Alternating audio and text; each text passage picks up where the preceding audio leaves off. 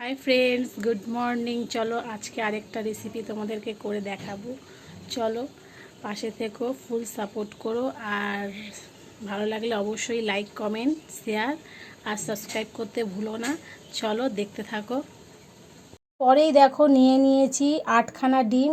আজকে ডিমেরই একটা রেসিপি করছি, সেটা হলো ডিম ভাপা।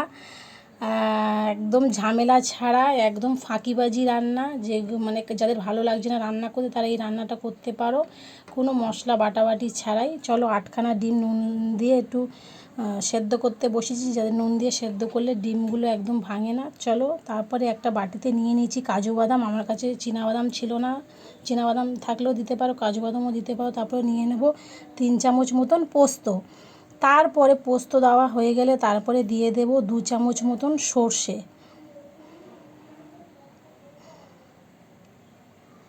সর্ষে 2 চামচ দেওয়া হয়ে গেলে একটুখানি সামান্য জল দিয়ে ভিজিয়ে রাখবো কিছুক্ষণ।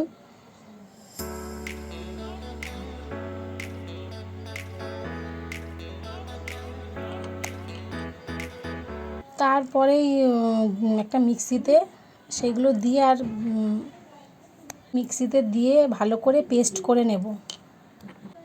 দেখো দিয়ে পেস্ট করে নেব। দেখো পেস্টটা ফাইনালি হয়েই গেছে। তারপরে দেখো ডিমগুলো সব আমার সেদ্ধ হয়ে গেছে, ডিমগুলোকে একদম ছাড়িয়ে নিয়েছি। দেখো ডিমগুলো সব ছাড়ানো হয়ে গেছে, একে একে করে প্লেটে নিয়ে নিয়েছি। তারপরে সেই ডিমগুলোকে জাস্ট 2টো ডিম সেদ্ধ রেখেছি, ছেলে গোটা ডিম খাবে। তারপরে বাদ বাকিগুলো সবগুলো কেটে নিয়েছি। কেটে নেওয়ার কারণ হচ্ছে আমি যেটা বানাবো ডিম ভাপা, সেটা মশলা যাতে ডিমের মধ্যে ঢোকে, সেই কারণে ডিমগুলো কেটে নিয়েছি। তারপরে একটা টিফিন বক্সে দেখো মশলাগুলো দিয়ে দিলাম, মানে যা যা বেটেছিলাম, আর একটু জলটা, মশলার জলটাও ধুয়ে দিয়ে দিলাম।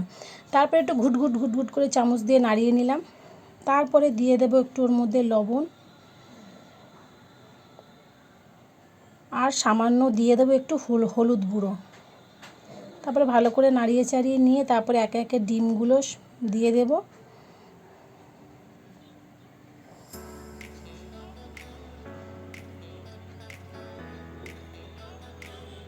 দেখো সমস্ত ডিম দেওয়া কমপ্লিট। তারপরে দিয়ে দেব কটা চেরা কাঁচা লঙ্কা,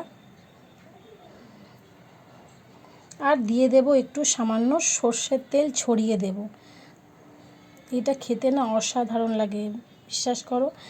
আমি আর দিয়ে দেবো কিছুটা পেঁয়াজের বেরেস্তা। দেখো সমস্ত মশলা দেওয়া হয়ে গেলে টিফিন বক্সটা বন্ধ করে একটা জলের স্ট্যান্ড রেখে জলটা ফুটবে, দিয়ে দিলাম টিফিন বক্স। 10 মিনিটের জন্য রাখবো। তারপরে বের করে তোমাদেরকে দেখাচ্ছি 10 মিনিট পর।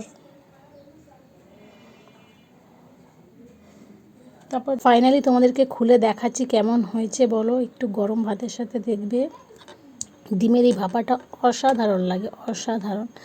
তা দেখো কেমন হয়েছে কমেন্ট করে বলবে। চলো ভিডিওটা ভালো লাগলে আবার পাশে থেকো, নেক্সট ভিডিওতে দেখা হবে।